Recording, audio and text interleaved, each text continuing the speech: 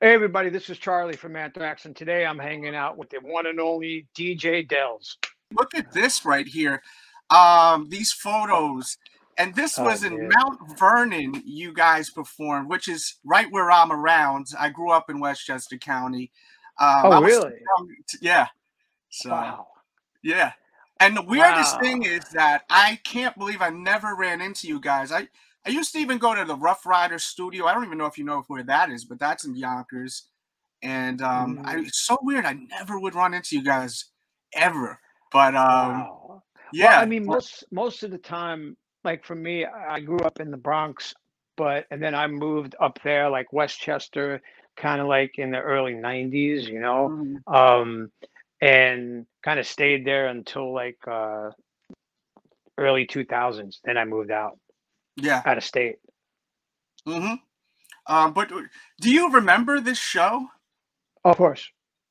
So how old were you? Were you like 17, 18 years old? Probably around that age, yeah. And I remember we got fucking shit faced drunk, and I remember there being a cake. Someone had a cake, and the cake was all over the place. I remember just things about it. I don't remember the show per se, I just remember everybody back there and just having a great time. Um, that picture of Lars and me, that's taken at Lemoore. That's my photo. And then hmm the next pic, that's my photo too. That Yeah, was and I have your information linked in the description, yeah. by the way. So you guys gotta follow. His Instagram is awesome, and I'm not just saying that because he's Oh, here. thank He's you. not just posting a bunch of corny shit. It's like real awesome stuff. So follow, give him a follow, please. That's all in the Thank you. description. That photo with Cliff, James, Scott, and Frank, and myself, that was taken at, okay, so we had just completed the UK version of that tour, and now we were about to go to Europe. That Mhm. was the last night. We had a bit of a party at a hotel, and it was such a great time. And I remember having someone take this picture for me, and because I would always try to document things, even back then, I was always kind of ahead of it. Like even back then, I would always get two of one thing, just put one away for like later use. And I would always be that guy to just kind of at least try and document. Always have a camera with me, because back then we didn't have phones. Yeah. Um, so I just tried to have a camera and just capture the moment, and I'm so glad that I did do that. Yeah, them pictures are priceless, man. Um, so what kind of I've heard you speak about Cliff, but I like mentioning Cliff just to keep his name always going, because he was so amazing.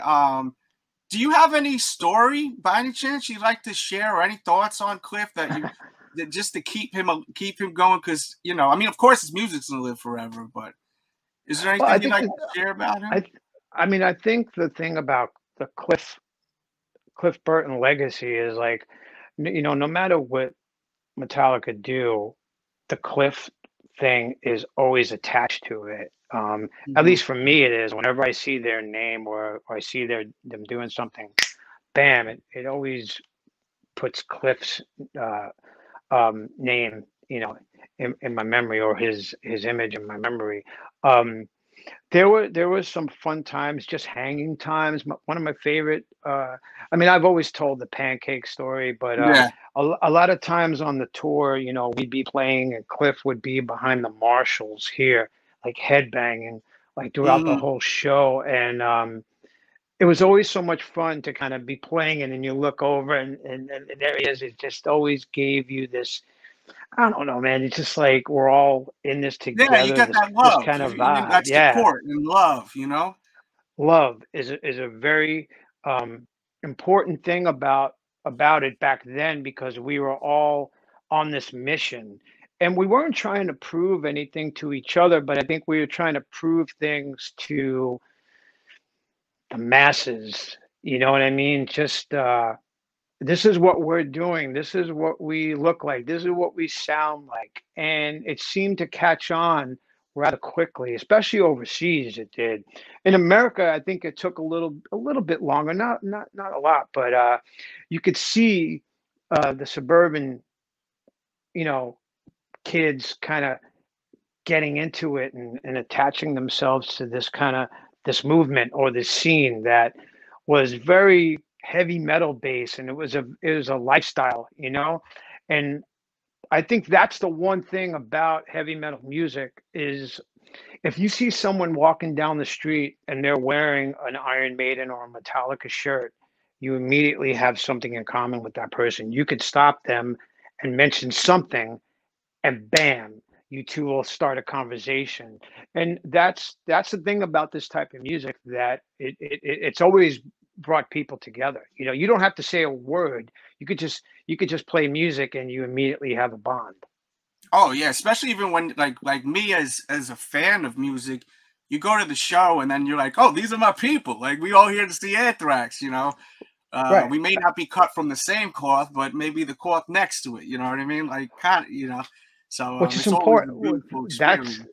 That is important to me. Is that bringing people together, and just like I said, and you can't touch that the way music No. speaks to people.